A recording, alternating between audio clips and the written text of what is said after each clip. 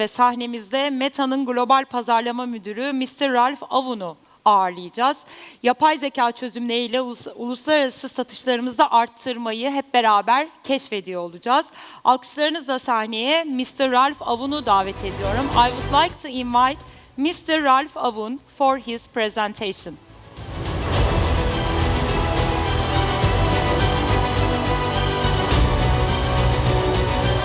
Welcome, welcome, welcome. Thank you everyone for joining. It's so nice to be here among you. So today we're going to talk about cross-border business. My name is Ralph. I've worked on cross-border business at Meta for 5 years, but my story actually begins 3,000 years ago. One of my ancestors, the Phoenicians, on what is called today modern-day Lebanon, was walking on the beach, and they find a small shell on the beach. They look at it. Out of it comes a purple dye. The purple dye you see today on the dresses of royalty all over the world.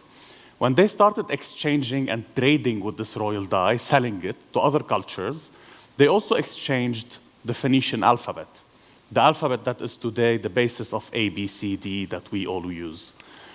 Which means that commerce has always been an opener for trade, and trade has always been an opener for innovation. Here in this beautiful country of Turkey, you've exchanged medical innovations and inventions, you've exchanged cartography, you've exchanged architecture with the rest of the world while you were doing commerce. And this is why at Meta we really believe that commerce and innovation come together. However, today, luckily, we don't have to go on a ship to go and do commerce with the rest of the world. We can do it from the comfort of our own offices using modern-day technology such as AI. And we're seeing AI transform and accelerate cross-border business around the world. We're seeing it do things like create viral trends, translate live, things that consumers are witnessing as they explore new countries, as well as match the right product with the right person, regardless whether they're around the corner or around the globe. So in terms of studies that we're doing to understand how are people shopping from abroad, we're noticing that people are more and more open to buying from new countries. They're becoming a bit more agnostic to where the product is from. Even myself, I remember 10 years ago when I used to want to buy anything, I used to do a lot of research, like where is it, how much time is it going to take. Today, we just click it, we love it, we buy it. It's becoming this easy and this simple. And with the years to come, we expect these seamless shopping experiences that are across borders to intensify. Now, what are some key moments to shop cross-border? We're noticing, and that's a study by Global E, by the way, that year on year, during Black Friday, shopping from other markets is increasing by 53%. This means that special calendar moments, such as, for example, Black Friday, such as the Ramadan period, or even sports event like the Super Bowl in the US, are being really good moments for people to discover brands from abroad, love them, and buy them. Now, let's take a step back and zoom out. What does this mean in terms of the macroeconomy? Today, when we look at numbers, we see that cross-border commerce is growing twice as fast as local commerce. So it wouldn't be a surprise if in a few years, we're all living in a world with majority cross-border business versus local business. And this means that businesses today should prepare for that environment and make sure that they have the proper infrastructure and the proper advertising systems to be able to embrace this change as it is happening. Now, why are businesses doing it? When we talk to decision makers, 93% of them are setting cross-border business as a priority for their business. They're doing it, one, to diversify risk. We saw during COVID, many brands were able, when they had cross-border opportunities, to pivot directly in a day or two from one market to the other. They do it to open up new markets, be able to find new audiences if they've saturated the local market. But they're also doing it because sometimes they want to be able to compete better with other brands, especially when they see big opportunities for their brands to match the market they're exporting to.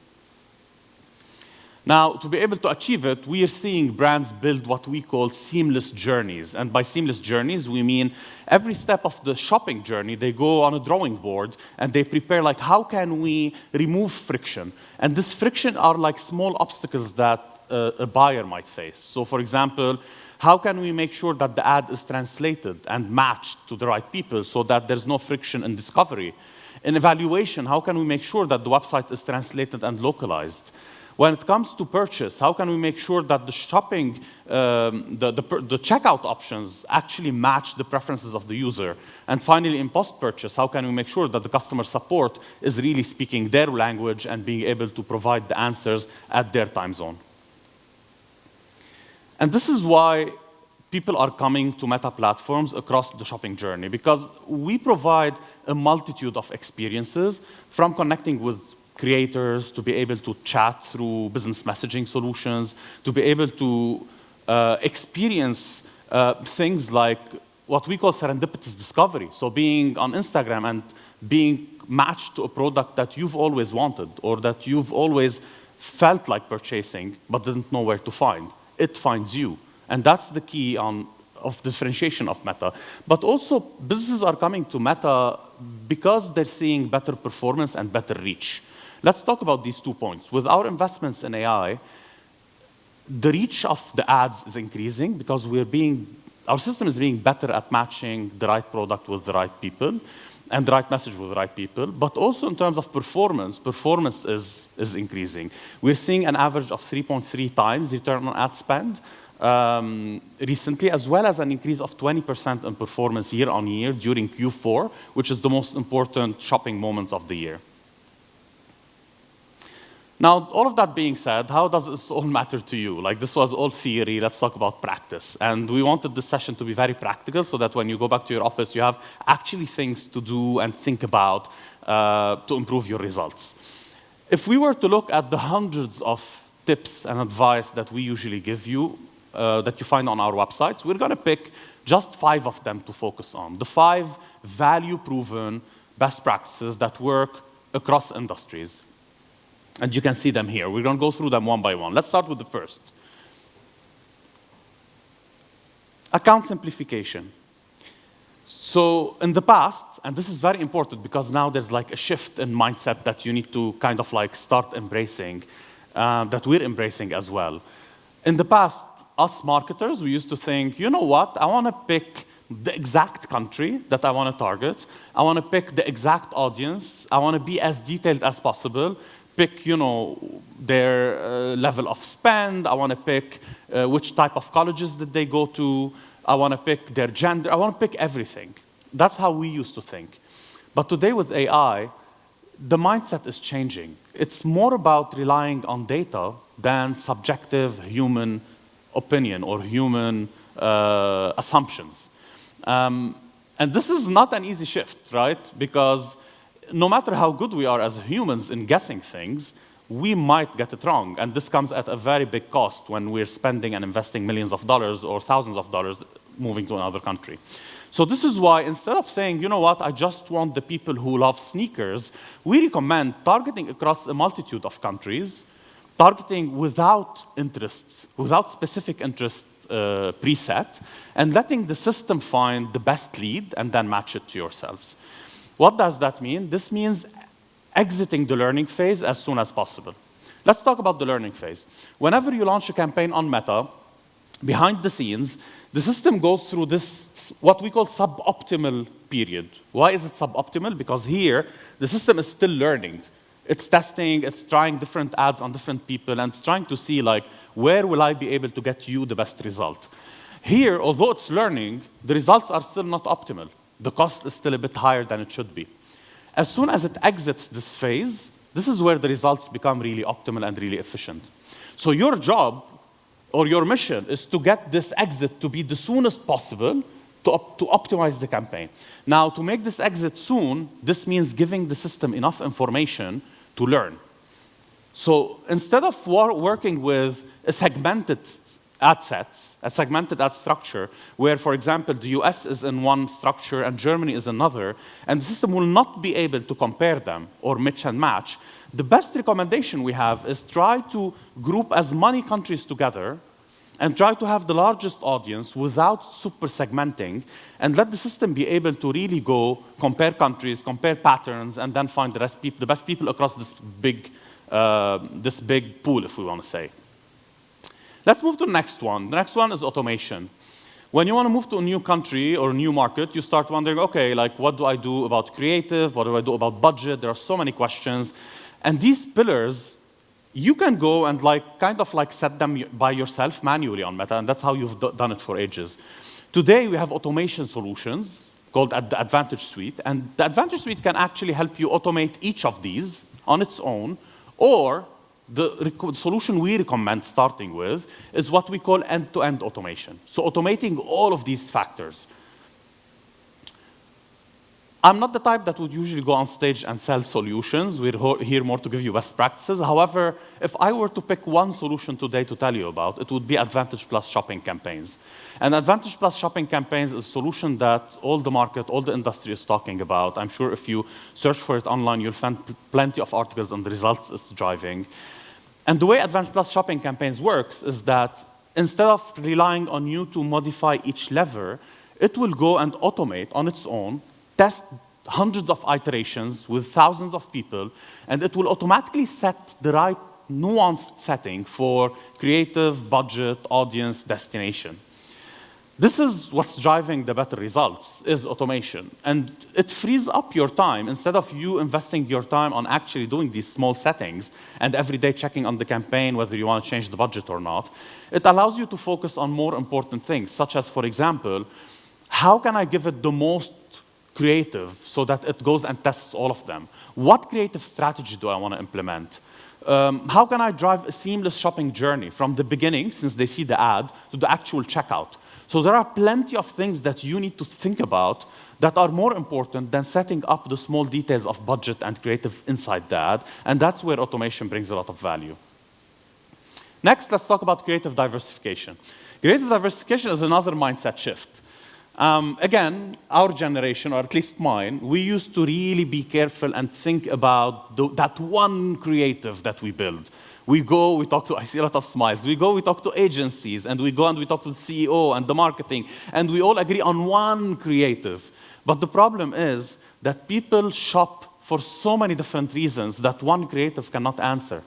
So some people buy from abroad because they want better prices. Some people buy because they want better quality. For example, I buy because I like cultural experiences. I bought these chocolate bars from Japan, and they're made with tea flavors, and they're really, really good. It's like an amazing cultural discovery. So how can one creative answer all of these? It's hard. And this is why we recommend doing what we call creative diversification. Creative diversification means giving the automation system, instead of giving it one visual, giving it 2, 3, 5, 10, 15, up to 100 visual, depending on your capabilities and your ability. And here, by the way, Gen AI is coming to facilitate all of this, to help you create more variations. And the variations can be based on many things. It can be based on concept. So for example, one visual might be talking about the quality, and another visual might be talking about the price. A third might be talking about, I don't know, potentially a trend that is going now that this product fits. So having multiple concepts, that's one. Multiple formats. So for example, one might be a static image, another might be a reel, a third might be a creator partnership. And third is language. You might have, and we have here a really cool solution called dynamic language optimization. Dynamic language optimization helps you create an ad in many languages, and then it matches the right language with the right person. So when this happens, the system has what we call fluidity of creative. It can go, test, mix, match, and then it can learn which creative is behaving the best, and that can also help you make learnings. So this is why we talk about two ways of doing creative diversification in cross-border worlds. The first one is, I'm sorry, I'm trying to understand which one is the one in English. I'm translating in Turkish in my mind. So the first is creative. The first is creative diversification-driven. Second is insights-driven. Okay. Let's start with the creative-driven. The creative-driven is very simply, you pick a group of countries based on the priorities you have. You create many creatives and you test. And then you see, okay, based on the test results, this is what I learned. These are the creatives that resonated the most. The second one is insights-driven. And by insights-driven, it means that instead of starting with many creative, I start by doing research, a lot of research. understanding the customer, understanding what they care about, what are they looking for. And when it's insights-driven, usually it's for one specific market. So it helps me really to boil down, like understand the local culture, and then you create diversification based on your learnings.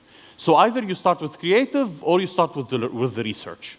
In both cases, there's lots of learnings promised, but it really depends on the ability of your agency or your company to be able to accomplish this. Next is data quality. And if I were to pick one thing out of all this presentation that can really be pivotal is data quality, because data quality practically empowers or enables all the other things that we're talking about. Creative cannot find the right people, automation cannot function, all of this will not be efficient unless you have quality data. And businesses are using quality data in two ways. One, they're using what is an already existing market to go into a new one, or they're using data quality in the new market to know if they're doing well or not. Something like the Conversions API is being super helpful here because it's kind of like a server-to-server connection that relays quality data between Meta and your business. And this enables you really to achieve better results. And we're seeing here 13% improvement in cost of conversion when Conversions API is implemented. The last thing I want to touch about is measurement. When it comes to measurement, measurement is your compass. Especially it answers questions when going into a new market around, have I got the right campaign set up? Am I in the right audience? Am I looking at the right audience? And these measurement tests, we don't advise it to be just one test. It needs to be a culture. It needs to be a set of measurement, a learning agenda. And this is why majority of businesses that do continuous testing are seeing better investment, better return on investments, and better results. So this is an example of a test. This is a conversion lift. If you know in medicine, you know that we sometimes give a pill, a placebo to a group of people and an actual pill to the other, and then we compare the difference. This is what happens in a conversion lift. A group of people doesn't see the ad at all, and a group does see the ad, and then we compare them to see what is the lift in results between one group and the other. So we're going to go to the last section, and the last section is around how do you actually set up operations for it to become a competitive advantage for you? Because many people, many businesses worry about operations. When we spoke to Global E, one of our partners, they told us that their studies show a 60% lift in results when clients hyper-localize every step of the journey. What does that mean? It means that when the user goes onto a website, from the technical to the psychological, they want to feel that this website is close to them. This means language, currency, and all of these details need to match their local preference. But you don't need to be afraid of this journey because you don't have to do it all in one go. Some steps, you can do it by leveling. So for example, level 1, start by localizing the ad itself and the landing page. This is step 1, just testing that. Step 2, think about how can you remove friction from checkout, purchase, all of these like small steps that are within the payment journey especially. How can you be clear about returns, all of these details, so that you further localize the journey from welcome to checkout. Step 3 is how can you diversify creative, and we spoke a lot about it in our presentation. And finally, step 4 is post-purchase. How can you make sure that the full journey is now localized, including chat support, including every single step of the way. So with that being done, I just want to say that today it's, the level field is being more equal. It's no longer just big companies that can go global. All sizes of companies can now expand, and automation can help you do that, because instead of looking at a huge market, you can now shrink it to look just at the audience that is most likely to purchase from you.